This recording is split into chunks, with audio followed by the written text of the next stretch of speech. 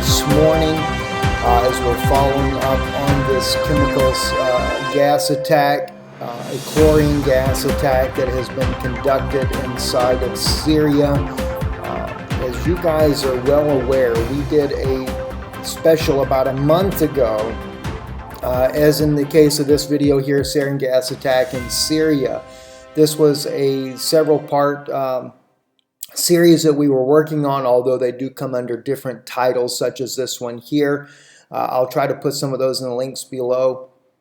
There was the clear evidence that proved that President Bashar al-Assad was never guilty, as the United States and their allies have claimed that he has used chemical weapons against his own people. And in fact, on the screen here, moderate terrorist Syria, who supplied terrorists with chemical weapons, is the question being asked. And you can see right over my shoulder there on the YouTube video there, that was a army base in the United States using the exact same, I'll take the cursor here, right in this area here, using the exact same launching system that was developed by the U.S. Army, and also was training the jihadists in Jordan on how to handle the sarin or chemical weapons there inside of Syria. And of course, they use that same thing to fire off these canisters with chemical weapons. There was overwhelming proof that Syria, and of course, not only that, we go into Aaron Erdem in there. I believe that's on this part right here. Yes, right here. You have Aaron Erdem, who is Turkish MK minister there, or MP minister there with the Turkish government, where he is before the parliament dealing with the 2013 gas attack, where again Syria was accused, but Aaron Erdem of the Turkish government was accusing the former prime minister of Turkey, which was Erdogan, being the one behind releasing ISIS militants into Syria with sarin gas in hand. This video really has a lot of evidence that shows just the opposite. It's not the Syrian government nor Russia that has used these chemical weapons. Even going into the issue of Khan Sheikhoun, we go into that as well. We use the famous footage here of where the white helmets are decontaminating the victims, and they are real victims of these chemical weapons, but they were claiming this was sarin gas. As you can see, this man right here, let me blow the picture up so you can see it full screen here. He's barehanded, as well as these two guys are barehanded. This one's barehanded, and if it was sarin gas, as the doctors that saw this reported, these men would have died. So now they're changing this whole profile to chlorine gas to kind of protect themselves. We also went into the article from Seymour Hersh here. Seymour Hersh, who did Trump's Red Line, who really goes into a very detailed account of how this chemical weapons that were used at Khan Sheikhoun was fully aware by the U.S. government. The bomb that was used to take out the facility would have obviously left a massive crater in the road where they show this little tiny hole there. Again, jihadists responsible for gassing the people there. Now, I say that because already the State Department this morning or yesterday was releasing reports on the chemical attack in Douma, which is a little suburb there of Damascus. We continue to closely follow disturbing reports on April the 7th regarding another alleged chemical weapons attack, this time targeting a hospital in Douma, Syria. Reports from a number of contact medical personnel on the ground indicate a potentially high number of casualties. Now, the medical personnel are going to be the white helmets, including among families hiding in shelters. These reports have confirmed a horrifying and demand immediate response by international community. The United States continues to use all efforts available to hold those who use chemical weapons in Syria and otherwise accountable. The regime's history of using chemical weapons against its own people is not in dispute. Yes, it is in dispute. It is clearly in dispute, and it's not only in dispute by those of Russia and Syria, it is in dispute by American peace activists, American journalists. It's in dispute by Canadian journalists. It's in dispute by doctors. It's in dispute by an overwhelming number of professionals that know the evidence points the other way. And believe me, if it was Assad that did it, I would be right on the bandwagon with the State Department saying this man needs to be taken out. The Jerusalem Post is reporting, though, that the Assad regime denies use of chemical weapons in the Douma attack. They're putting on here that killed 35. That number has risen. BBC is now saying 70.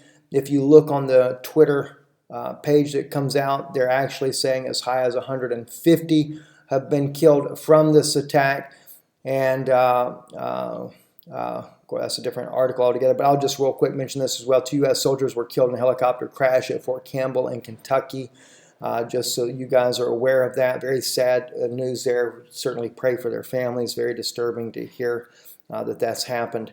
But getting right back into this whole issue of these chemical weapons that are being used, you know, I know that we really want to believe that President Trump wanting to pull out of Syria was a very good intention on his part. He said, let those that are there take care of the issue. We're pulling out.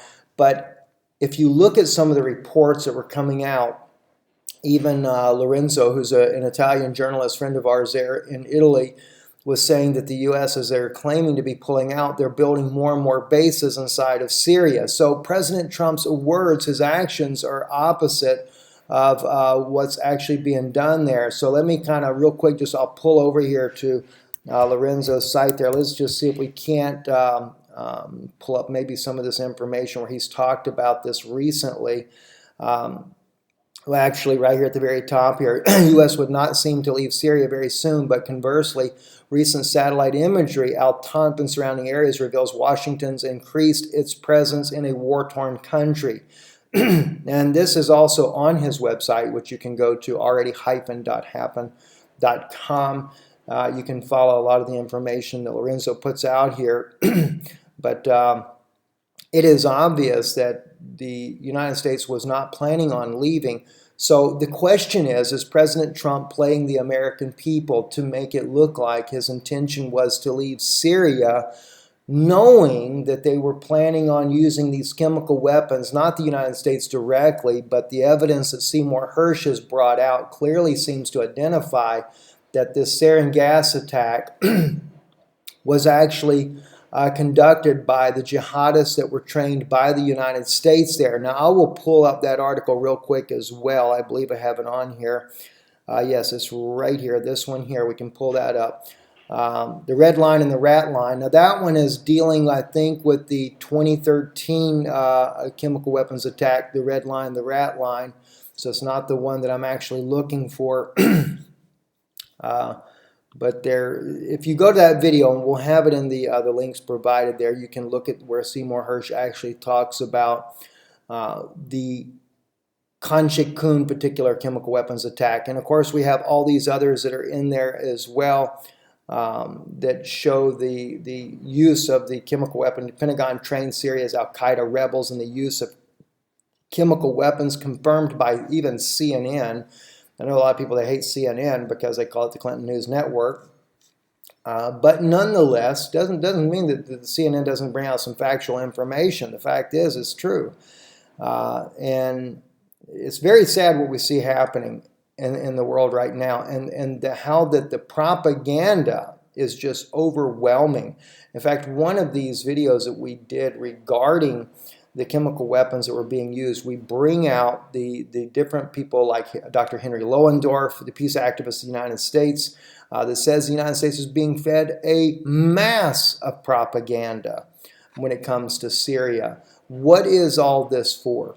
You know, your guess is as good as mine when it comes to why they're doing it. We know biblical prophecy clearly says that they would do this. They would divide the land. I'm not speaking about Israel either when it says dividing the land for gain.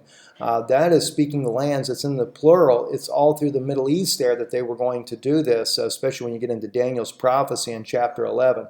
But, you know, friends, it's just a very terrible, terrible situation that we see that's happening there. Again, the attack, the death toll is rising. 70 have been suspected of being killed. The article does mention as many as 150. And of course, the blame, here it is right here, 70 people suffocated to death and hundreds are still suffocating, said Raid al-Salih, head of the White Helmets. An earlier now deleted tweet put the figure at more than 150. Again, you're dealing with the White Helmets, and there is overwhelming evidence that they are a organization that has been known to work with the terrorists inside of Syria. And the U.S. has really put, especially the State Department, breaking all rules, putting a spotlight on them and saying to watch East Ghouta, and specifically to watch the White Helmets. They knew that it was coming, and we were warning you guys a month ago when the State Department said, told all the journalists, put a spotlight on East Ghouta. That's why we did our special broadcast, and they said, put a spotlight on the White Helmets. Because we knew that they were going to do something massive, and they wanted the world to be ready and on top of it so that they would spread this propaganda at an unbelievable rate. I'm very sorry to even have to say this. You know, I wish it was the other way around. You know, I love America, I love our country, but, you know, I hate to see, you know, when there's evil there, you've got to call it out. I mean, even as the Bible says, you know, that the cleaning, you have to start at your own house. You know, correction begins in the house of God, and this is where we have to do it. We have to start right in our own home and clean up the garbage that we have in here. So I'm very troubled at this, friends. Very troubled indeed. I'm Stephen Ben-Nun. You're watching Israeli News Live. Shalom. We'll be talking to you later again this evening as these things unfold.